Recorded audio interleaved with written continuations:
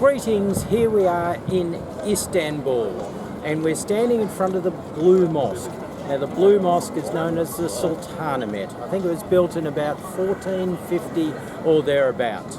I'm actually standing in the Hippodrome, so running up and down here is the Hippodrome, and they used to have the chariot races and so on. They used to run down the end, go past, there's two obelisks down the end, around and back.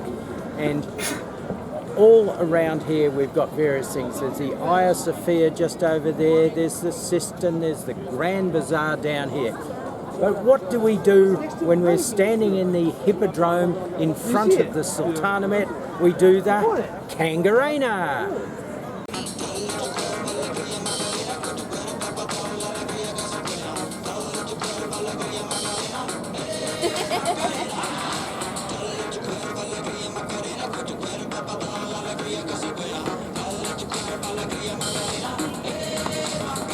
Kangarena.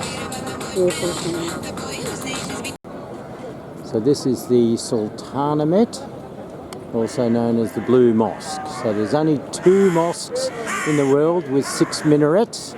The other one is in Mecca. The Grand Bazaar, we are just told, is right down at the end, second to the right. And the Spice Bazaar back in this direction. But sitting over there just at the back is the Hagia Sophia. Very famous, about 1,000 years old. The Blue Mosque itself is around about 500 years old, so it's about half the age. It was still built in the 1450s or thereabouts. So we're in a main square. This is the Hippodrome, I believe, and just over the back, I'm not sure whether you can see them, there they are there, are a couple of obelisks. So the main drag of the Hippodrome down here, around the obelisks, back the other side, and back around here. Okay, so that's the Hippodrome. So this is Istanbul Central, but of course the main feature is the Sultanahmet just there.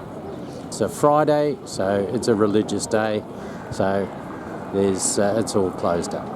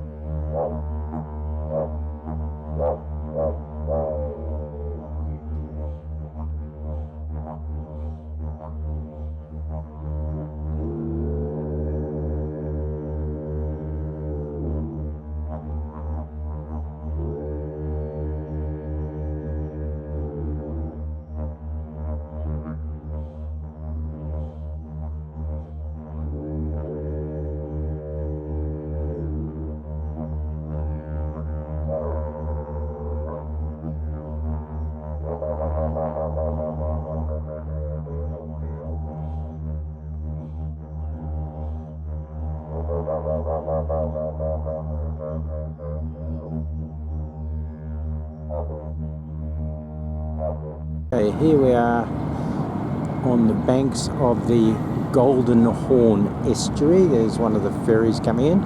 Just on the other side we have the very famous Galata Bridge. We're going to have a look at that in a minute. And we're filming from the Golden Horn side, which is where we're staying. Looking across to the other side of the estuary. And when we pan around here, just around the corner about there, we've got the Bosporus that goes up underneath that bridge, and a number of kilometres up there we've got the Black Sea. The Sea of Marmara is around to the right.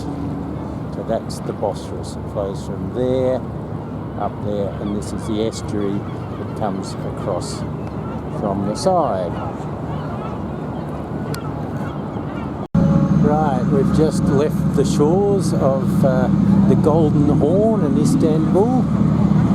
There's the Galata Bridge, mosques on the hill, more mosques, and we're just heading across the Golden Horn estuary, just entering the Bosporus right now. There is the Bosporus, the end of the Bosporus that goes down to the Sea of Marmara, down to the right. And the Bosporus, that bridge up there goes across the Bosporus. So we're heading across to Mosque. So it's 1:14 in the afternoon, and it's obviously call to prayers, as you can hear. Just on the Asian side of the Bosporus.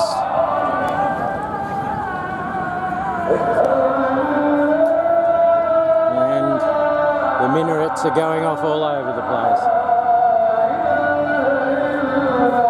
Just had a very light lunch just down the end there. It's actually quite nice. I think it was that place there, the Borakisi.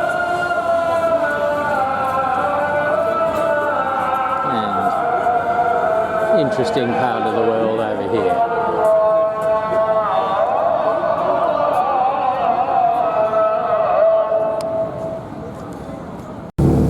Just leaving the Asian side of Istanbul, and we're heading over to Besiktas on the other side.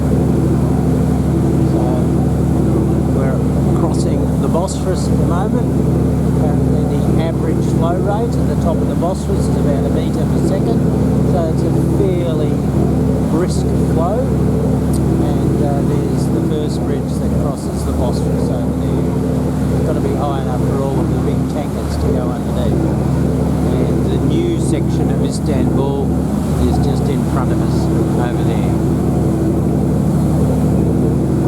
Black Sea is in that direction. Apparently the Bosporus is about 31 kilometres long. We're just at the start.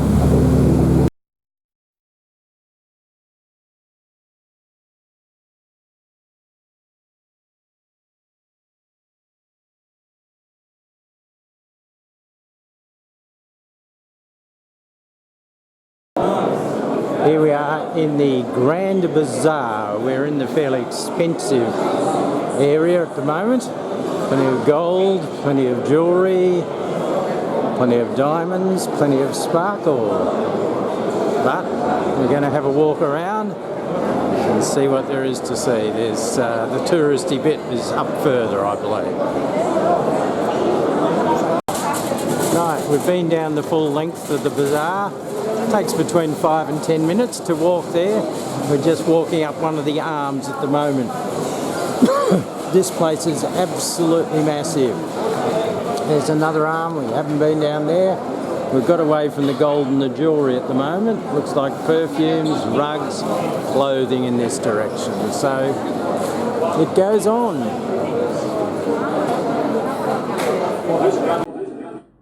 Once you've finished at the Grand Bazaar, you can wander the streets, and there are great delights to be seen in the many, many alleyways. One of those delights in particular is the food, and there's a huge variety. There's dips, there's breads, there's curries, there's baklavas and all sorts of things. A terrific cornucopia of food, absolutely.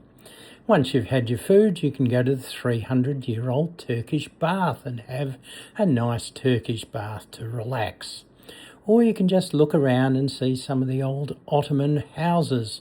These wooden houses are noted for their overhangs and their bay windows.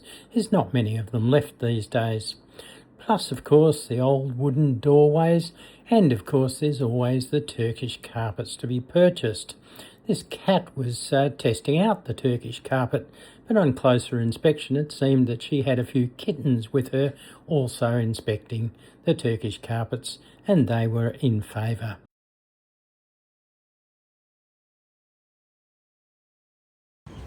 We're in Gulhane Park.